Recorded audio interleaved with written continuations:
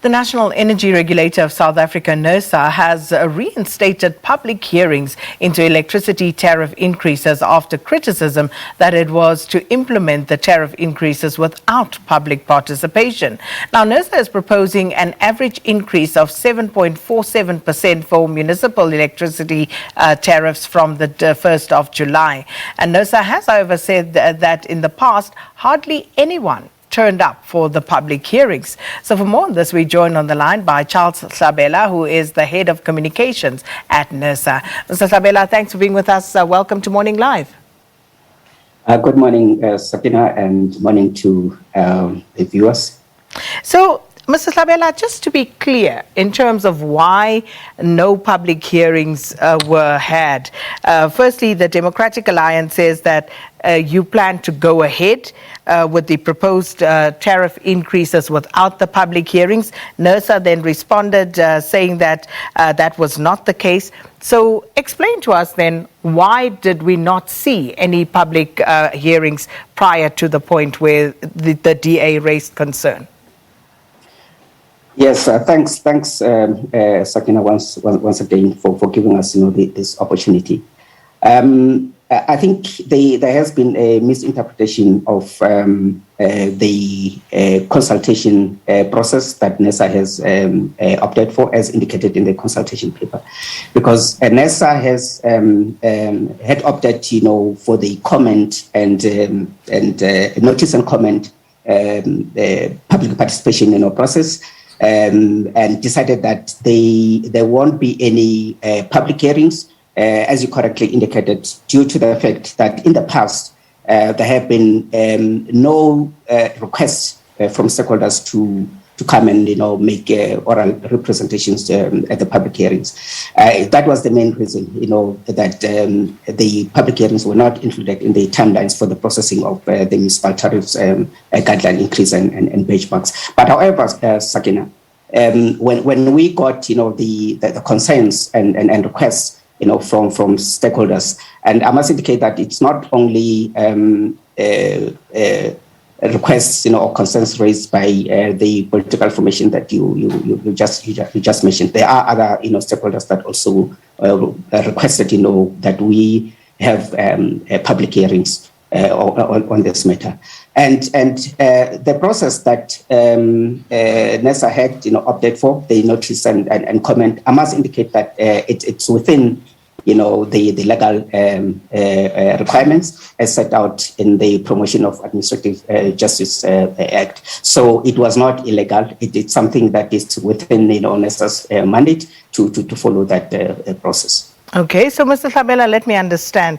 If it is not illegal and you could have just gone ahead anyway, why did you then decide to buckle under the pressure, as it were, to then reverse and have the public consultations? And also you say it wasn't just the Democratic Alliance. Who else then prevailed on you to say that this perhaps is something you should do? There are other stakeholders that have requested us to consider, having public hearings. I would like to mention, all their names, but not all, Mr. Hlebela, but maybe one or two.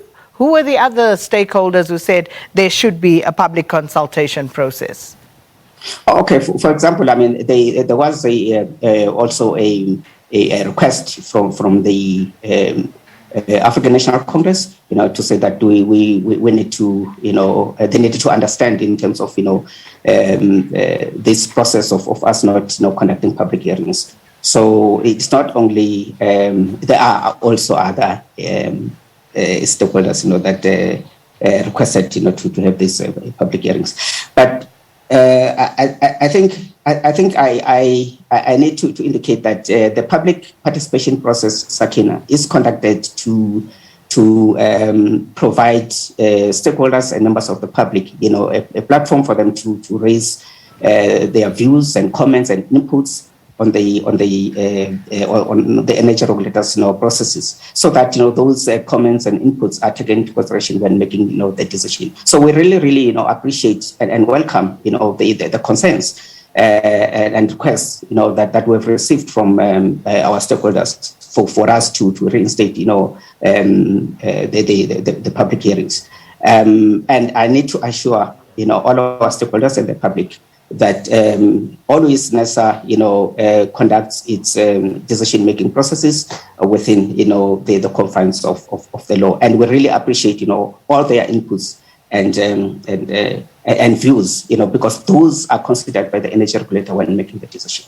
Mr. Hlebela, let me understand Nersa's thinking at this stage, because if you think about electricity tariffs and the increases that are likely to hit consumers, have already hit in some instances for those who procure directly from Eskom, given the current socioeconomic profile of the majority of people in the country and how this will affect them, if not in the primary instance, then moving forward through ripple effects. Surely that would have said it would be important to hear more voices of the South African public in terms of not just making the decision, but making the decision on how much that tariff is to increase by.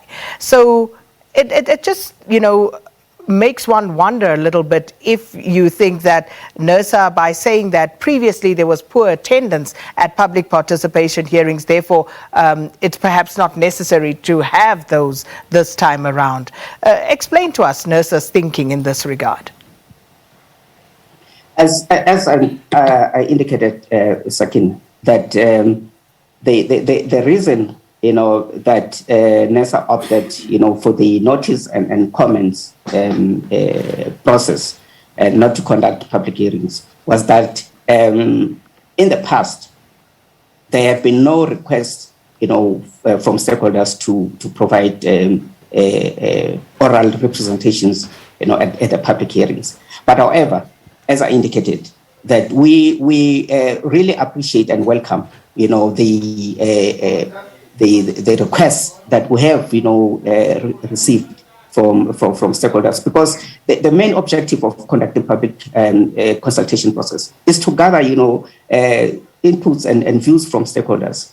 So it does not, really make sense, for Nersa not to consider, those requests, when they are made. Sakina. Hence, it was, a very, obvious decision, for the energy regulator to take, that since we are receiving this request from stakeholders, let us reinstate, the public hearings.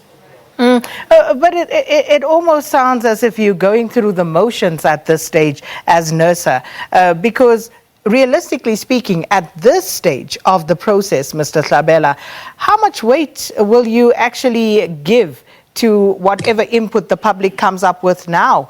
Is this not, a fait accompli already as far as Nersa is concerned?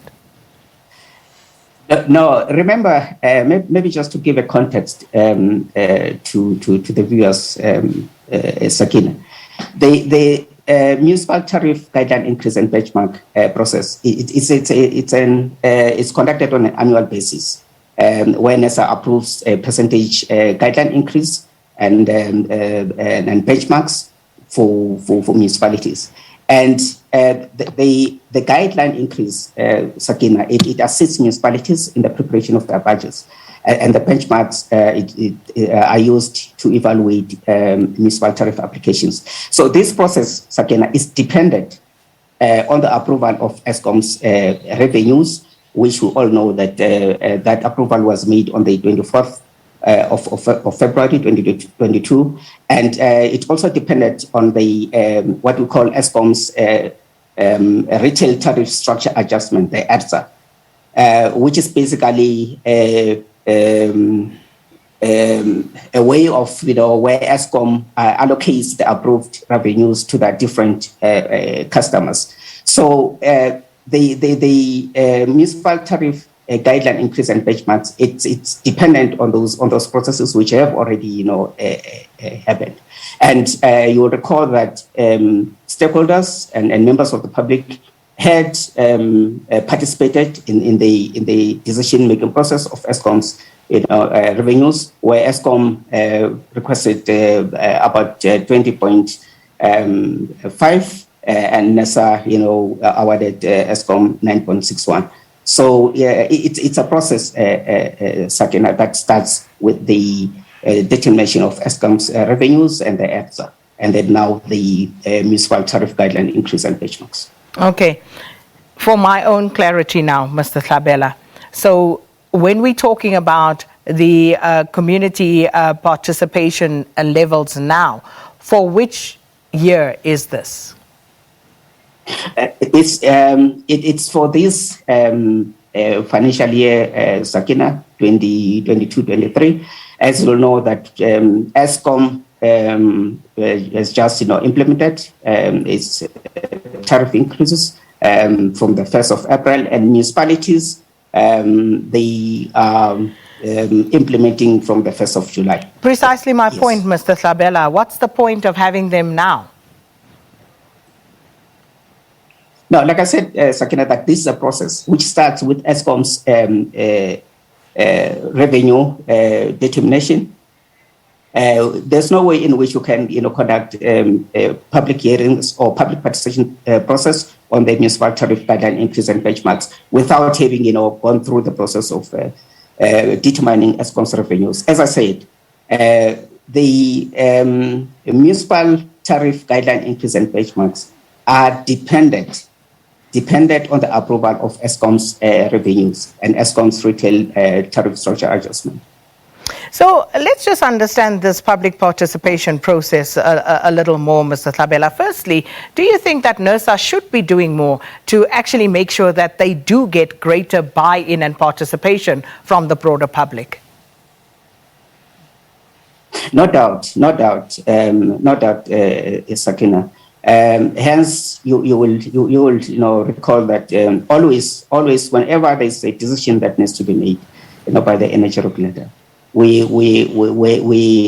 have to conduct the public participation process, which is requesting written comments from our stakeholders and the public, and we usually give them 30 days to comment on the applications or whatever decision that needs to be made. And from there, we conduct, public hearings where we also offer, a platform, to our stakeholders and the public, another opportunity to provide oral representations on the application that, the energy regulator is to make a decision. So, Mr. Hlebela, did you not, as Nersa, say that basically these platforms are very poorly attended?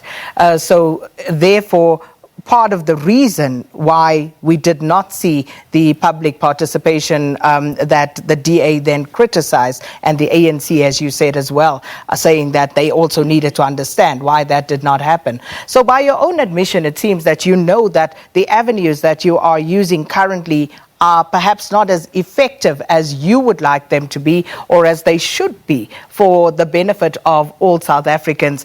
But what are you doing over and above the avenues that you are currently using to ensure that there is greater participation? Yes, no, of course. I think you're correct, Sakina, that there's always room for improvement. Even in our public participation processes, we think that there is always room to improve, and we think that as for now that the COVID regulations have been relaxed. I think we will again embark on a process where we visit communities to conduct these public participation processes. So just in the latest round, and of course Eskom asked for quite a bit more than was ultimately given as a guideline by Nersa.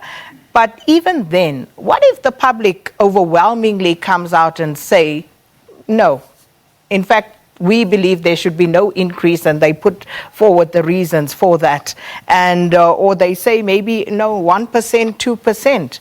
What would that mean to Nersa in its final determination? Yes, Sakina, remember that when we consider Eskom's tariff application and the like. We do, analyze the application, and we do consider, those inputs and views, from stakeholders and the like. But at the end, I think our role as Nersa is to always, ensure that we strike, that fair balance between the interest of customers and users, licenses, and investors in the electricity supply, industry. So our decisions are based on facts and evidence, and we have a mandate to ensure that the utility it's viable, it's able, to continue generating, transmitting and distributing energy. But also on the other hand, we have a mandate to ensure that these prices are accessible and affordable, to the majority of South Africans. And that's what, we always, strive to do. I would love to hear the public on this discussion that we've had and what's transpired. But also, finally, Mr. Hlebela, your mission as Nersa, and I'm going to read this, is to regulate the energy industry in accordance with government laws and policies, standards, and international best practices in support of sustainable and orderly development. Do you think that you have overseen that? Is there sustainable and orderly development of our energy sector in South Africa, given what's happening, and even right now with load shedding?